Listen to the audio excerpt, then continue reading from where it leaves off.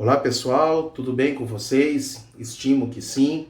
Hoje iremos abordar a respeito dos dispositivos de fixação de fraturas. Então, quando falamos em dispositivos de fixação das fraturas, estamos abordando principalmente os fixadores externos e os fixadores internos.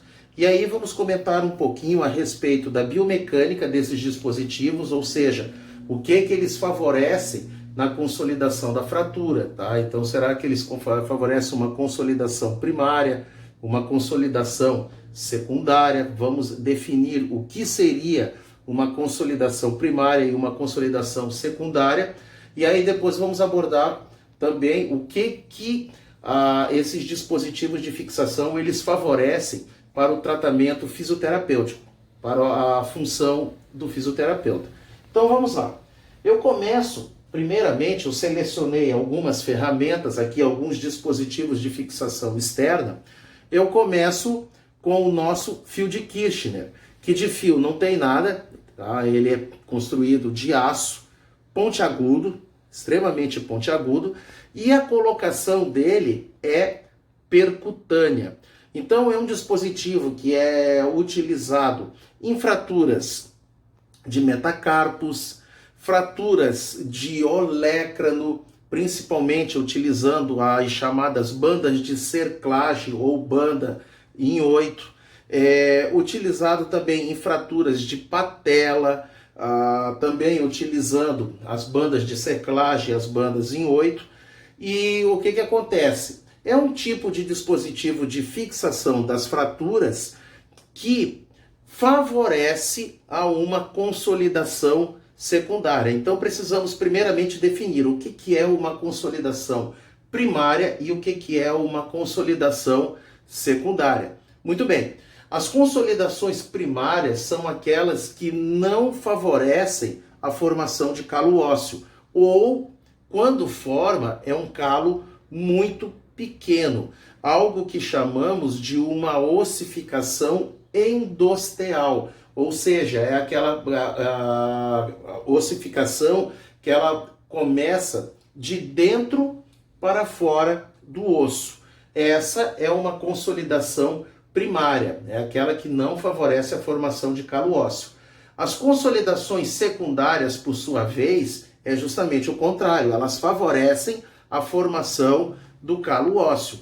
Então, um dispositivo como o fio de Kirchner, ele vai favorecer a formação de calo ósseo, assim como os outros que eu irei mostrar adiante para vocês. Então, a consolidação secundária, a gente pode dizer que é uma consolidação periosteal. Ela forma o calo ósseo na periferia. Então, dependendo do dispositivo de fixação da fratura, teremos a formação de um calo ósseo, que em certos momentos pode ser até um calo ósseo bem significativo. Então, observe, um dispositivo pequenininho como esse aqui, que a gente chama de fio de Kirchner ou fios K, favorecem a formação de calo ósseo. Como? Normalmente, quando nós, fisioterapeutas, estamos abordando com o paciente, ou até mesmo com a contração muscular do paciente, esses dispositivos eles podem favorecer o quê? Micromovimentos no local da fratura. E esses micromovimentos são interpretados como um estresse mecânico, um efeito piezoelétrico. Então, em virtude desse estresse mecânico, desse efeito piezoelétrico, existe uma lei denominada de lei de Wolff, que diz que todo osso responde a um estresse mecânico produzindo mais osso. Então, este aqui é um exemplo, ok? Já que estamos nessa linha de pensamento, falando dos dispositivos que favorecem a consolidação secundária, a formação do calo ósseo, vamos pegar outros dispositivos aqui e aí depois passamos para os dispositivos que favorecem uma consolidação primária. Muito bem. Um outro dispositivo que favorece a formação de calo ósseo são os nossos fixadores externos. Então vejam que esses dispositivos, eles são chamados os dispositivos de tratamento emergencial. Não são dispositivos para um tratamento definitivo. A exceção são os fixadores externos do estilo Ilizarov, que são aqueles circulares, aqueles até podem ser utilizados como um tratamento definitivo. Às vezes o paciente vai ficar uma boa quantidade de tempo utilizando ou fazendo uso do fixador externo do tipo Ilizarov. Agora, esse aqui não. Este aqui, evidentemente, tá, pessoal, é uma parte de um fixador externo. Ele não é o fixador por completo, tá? A gente costuma chamar eles os fixadores tubo a tubo. E ele é composto por quem? Por uma haste de sustentação. Essa seria essa parte mais grossa do fixador externo.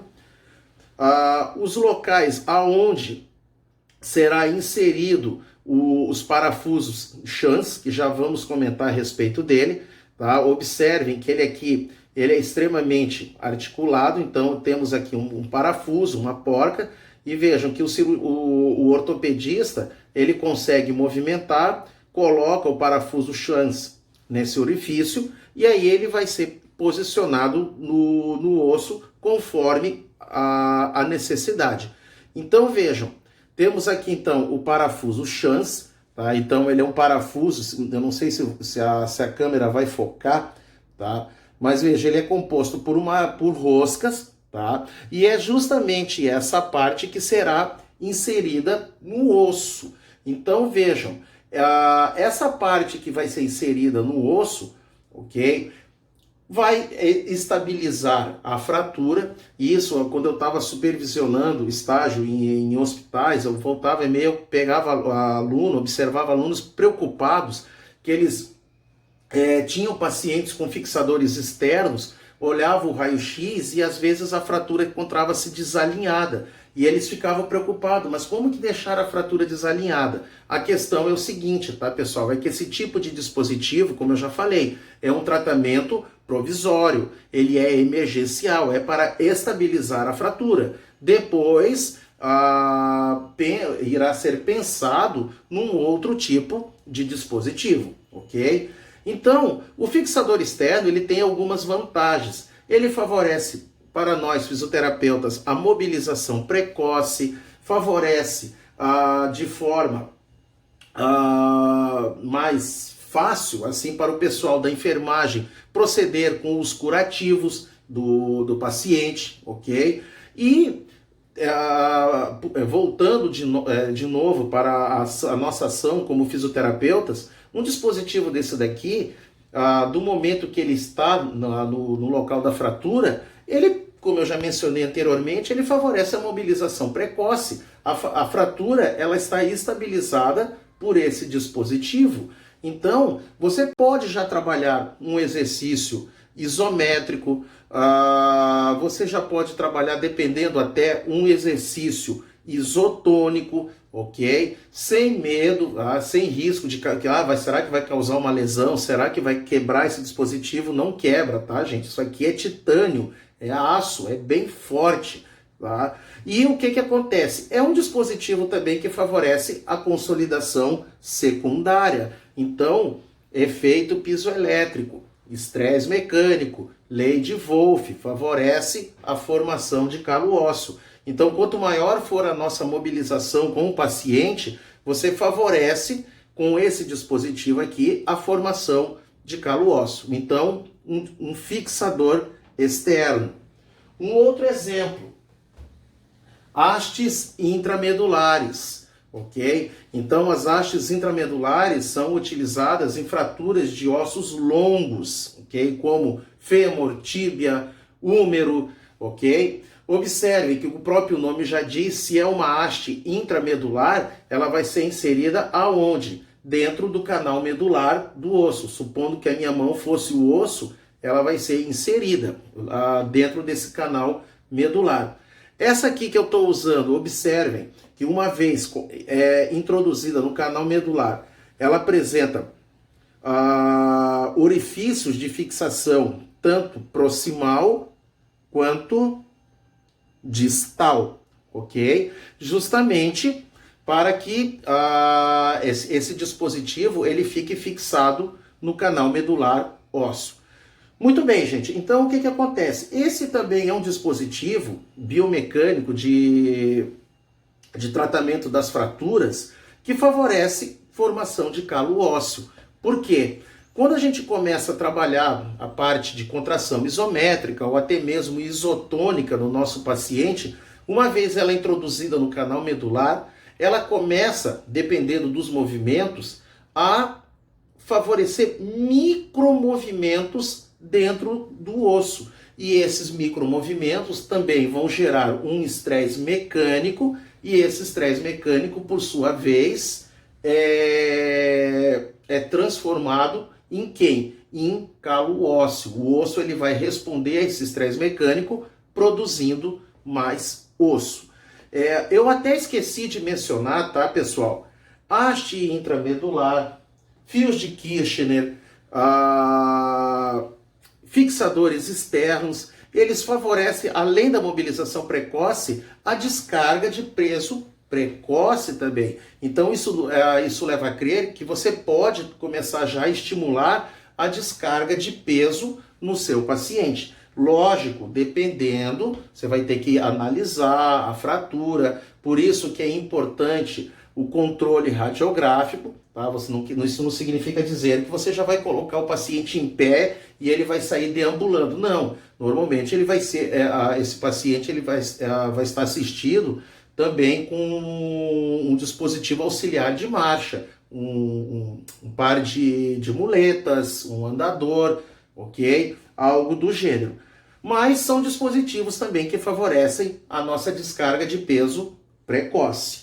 Bom, saindo então, gente, dos dispositivos que favorecem a consolidação secundária, eu vou mostrar agora alguns exemplos para vocês de dispositivos que favorecem então a consolidação óssea primária, ou seja, aquela que não forma calo ósseo. Quando forma, é um osso bem sutil, bem rudimentar. Então, como exemplo, tá, gente? Ó, tem vários exemplos aqui.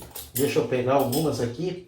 As chamadas placas, ok? As placas de compressão. Ora, o nome já está dizendo, placa de compressão. Esse dispositivo ele vai favorecer na fratura uma compressão, ok? Observe então que ela é formada por vários orifícios aonde vai estar esses parafusos, e esses parafusinhos eles são inseridos no osso. Detalhe importante, tá, pessoal? Preferencialmente, esses parafusos eles não são colocados diretamente no foco da fratura, porque eles podem o quê? Comprometer a consolidação, ok? Então eles ficam, como se a fratura ficasse aqui no meio, parte para um lado da fratura, parte para o outro lado, ok? E é um dispositivo que, como eu já mencionei anteriormente, favorece uma consolidação primária. Ora, se é primário, tá? Isso já nos leva a crer alguns tópicos. Primeiro, descarga de peso, ela é mais retardada, ok? Porque você vai precisar esperar esse dispositivo ele ficar aderido ao osso. Alguns movimentos também vão ter que ser mais delicados, você vai ter que tomar cuidado, porque já está dizendo, é um dispositivo protetor contra estresse. Enquanto os anteriores são dispositivos que favoreciam o estresse mecânico, esse aqui, as placas de compressão, então tem essa, deixa eu mostrar outras aqui para vocês, ó. Essas aqui, elas vão favorecer justamente o quê? Uma proteção da fratura contra o estresse mecânico. Então, descarga de peso, mobilizações mais retardados, ok? Então era isso, gente. Eu espero que tenham gostado do vídeo, ok? Quem gostou, curte, compartilha, deixe os seus comentários. E eu já aproveito também esse vídeo para parabenizar a todos os colegas fisioterapeutas pelo Dia do Fisioterapeuta, tá? Pedindo sempre a Deus que abençoe a todos a nossa profissão, que é uma profissão maravilhosa, e que todos curtam bem o nosso dia, o dia 13 de outubro, que é destinado a comemorar a nossa ação, o dia do fisioterapeuta. Era isso, gente. Então, vou ficando por aqui. Até o próximo vídeo. Até mais. Tchau, tchau.